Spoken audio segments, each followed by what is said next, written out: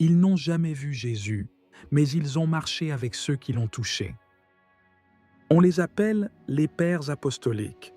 Ces hommes ne sont ni des apôtres, ni des inconnus. Ils sont la première génération après les apôtres. Ils ont écouté la voix de Jean. Ils ont appris aux pieds de Pierre. Ils ont pleuré la mort de Paul. Et surtout, ils ont porté la torche de l'Évangile alors que les ténèbres tentaient déjà de l'éteindre. C'était l'aube du IIe siècle. L'Église naissante est fragile. Rome persécute. Les hérésies surgissent. Les chrétiens sont éparpillés. Mais des hommes se lèvent. Des géants, des témoins, des serviteurs de feu. Parmi eux, Clément de Rome, Ignace d'Antioche, Polycarpe de Smyrne, Hermas et d'autres dont les noms résonnent encore dans les couloirs de l'histoire. Clément de Rome, le cœur d'un pasteur. Il aurait été ordonné par Pierre lui-même. Il écrit à l'église de Corinthe une lettre pleine d'humilité, de fermeté et de paix. Il rappelle l'unité, la soumission, la prière. Pas de théologie sèche, juste un cœur brûlant d'amour pour Christ.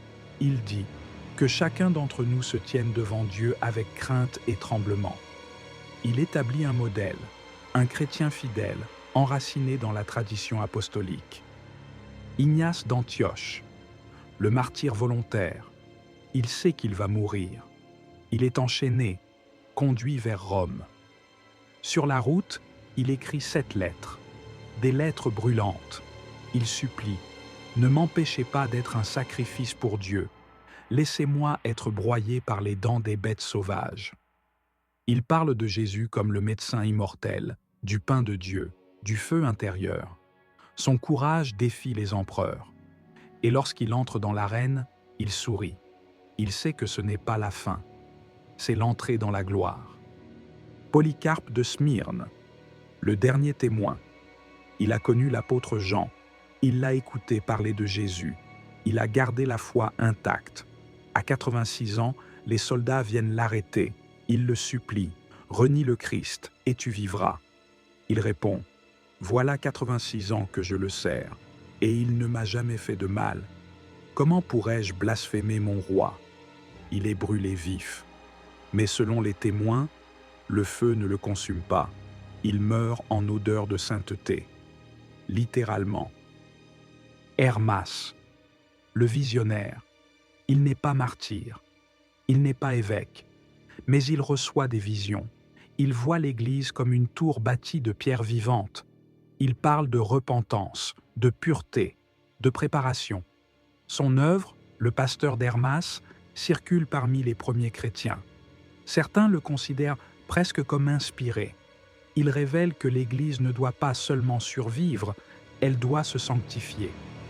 Et derrière eux, des milliers d'anonymes, des femmes qui prient dans les catacombes, des enfants qui chantent en prison, des vieillards qui récitent les évangiles par cœur.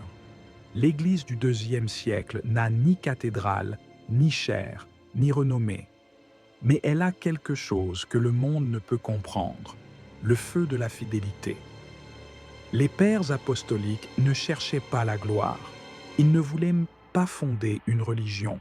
Ils voulaient garder intacte la flamme que les apôtres leur avaient confiée. Et c'est grâce à eux que toi et moi, aujourd'hui, pouvons encore lire les évangiles, prier le nom de Jésus et marcher dans la foi des premiers.